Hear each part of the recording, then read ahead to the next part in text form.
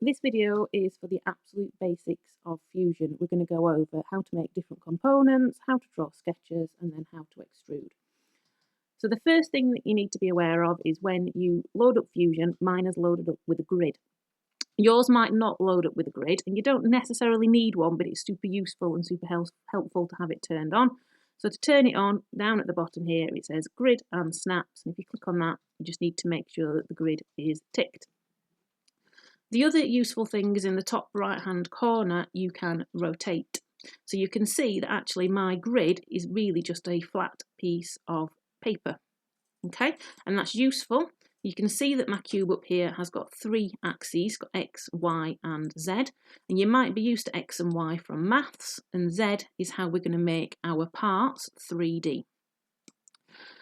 So when you make things in Fusion, you need to think about the fact that what you design would then be passed on to the manufacturers to make. And if we were going to make something, for example a cube, in the real world you wouldn't make a cube out of a massive block of wood and then chisel out the middle. You would make 4 different walls and then you would attach them together either with wood glue or with screws or nails.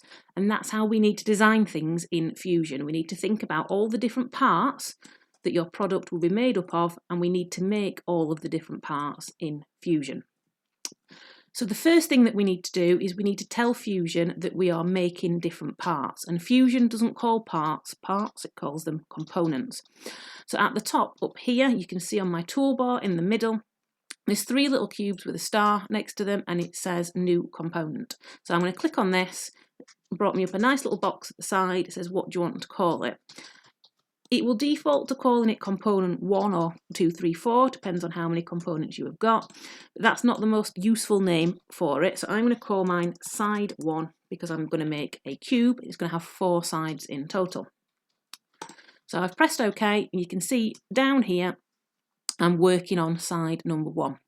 Now on my toolbar, the very first thing, so just double check you are clicked on solid. The very first thing on my toolbar is create sketch. So we start all of our designs in Fusion with sketches. So we're going to click on this. It's going to ask which of these planes do you want to draw it on. So I'm just going to have a little rotate and I want it to be on the bottom. Okay, so I want it to be on this one. You can see that my toolbar has changed now and it's given me all of the tools for drawing sketches. So my cube is going to be made out of 4 different rectangles. So I'm going to click on 2-point rectangle and then I'm going to decide to start it in the middle. So you click once on the mouse to say this is where I want it to start from, and then you move your mouse and it doesn't need to be held down, and you say right, click, I want it to end here, and it's popped a rectangle on for me. Now the next thing you need to think about is you need to think about your dimensions. So you can absolutely try to do that before you press your second click, but what I like to do is just pop a rectangle down and then click on sketch dimension. You click on the side, you want to check.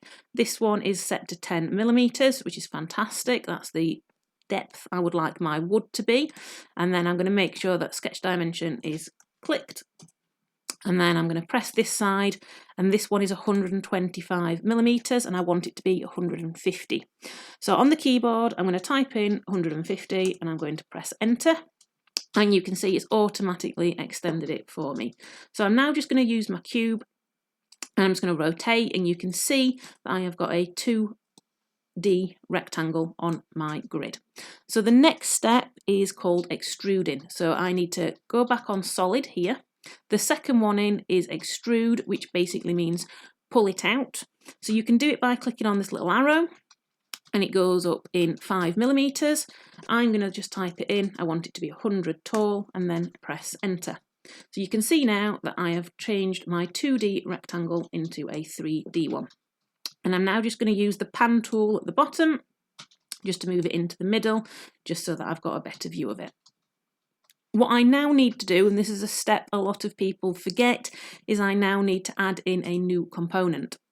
Now at the minute I am clicked on side 1, so if I add a new component in now, it will think that that component is part of side number 1, and obviously that's not right. They need to be 4 separate components. At the top here you can see that my project is currently called unsaved because I haven't saved it yet. And that is something that you're going to need to get used to in Fusion, because obviously you're used to working in Google, and Google saves everything for you automatically. So I'm going to click on the Save button at the top. I'm going to call it Cube. Okay, and that is now saved. So when I click on my cube at the top, up here, so I'm no longer on my side, I'm on the actual project called Cube. I then need to click on a new component, and this one now, I'm going to do side 2. Okay, and you can see down the side, I've got side 1 and I've got side 2 here, and I need to make sure that I'm clicked on side number 2. And then you just repeat the process. Obviously I'm making a cube and I've only got 1 wall at the minute and I need 4. So side number 2, I'm going to make it exactly the same. I'm going to make sure that I click on the right plane here. So I want to make sure that I'm clicked on this bottom one. And you can see this is side number 1. So it's changed my toolbar at the top. And I want a 2-point rectangle.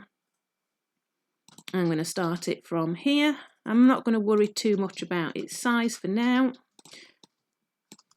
because I'm going to use the sketch dimension tool. This one's already 10, so I'm just going to press enter to confirm. And then this one wants to be 150. You can see it's automatically stretched it down. If I rotate, you can see this is my side 1. This is side number 2, so it's a 2D rectangle. So I need to go back to solid, into press extrude, and I'm just going to type in 100 into that little box. Okay, and you can see now I have got 2 completely separate sides to my cube. So again, I need to remember to click on where it says cube 1. If it's a bit funny and it won't let you click, you can just click on the little circle next to it. And then I need to repeat the process again. So I go to create sketch. I make sure I choose the bottom plane. I'm then going to do a rectangle, and I can see here, this is where my joint is. So this is where the 2 pieces of wood would meet. So I need to copy that onto this side.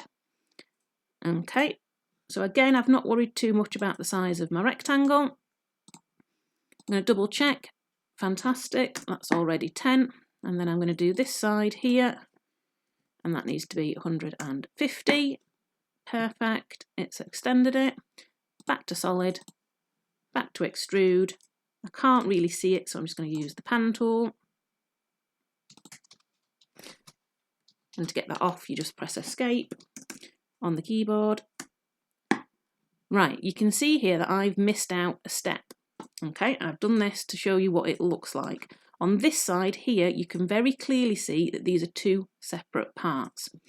On this side here, Fusion has joined them together. So this side, it thinks that I've got a wall, and then I've got an L-shape wall, because I forgot the step of adding in a new component. So I've made a mistake. So on my keyboard, I am going to press Ctrl and Z to undo. And then I need to go back to solid. I need to go back to assemble, new component, and then I want to make sure this one is called side 3.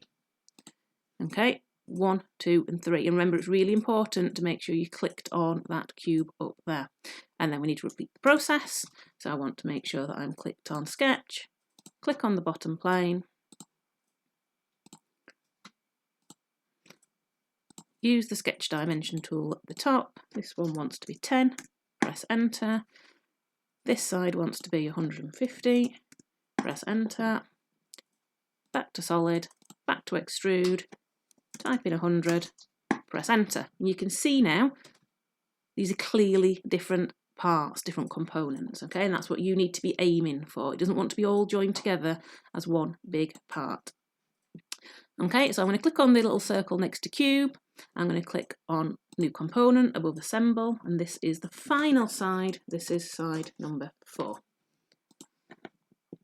For the last time, I am going to click on create sketch.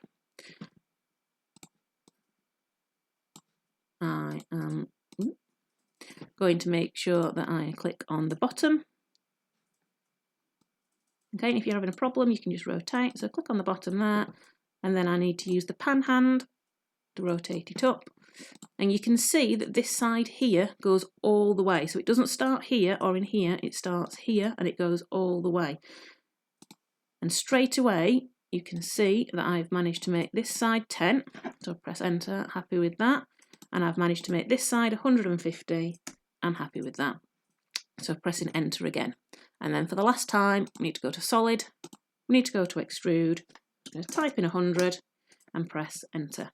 Okay, and as you can see, if I rotate it round, I have got 4 different parts to my cube, and if I click on that little circle there next to where it says cube, it puts it all back together. And you can see by looking at it very clearly, there are 4 separate components to my cube.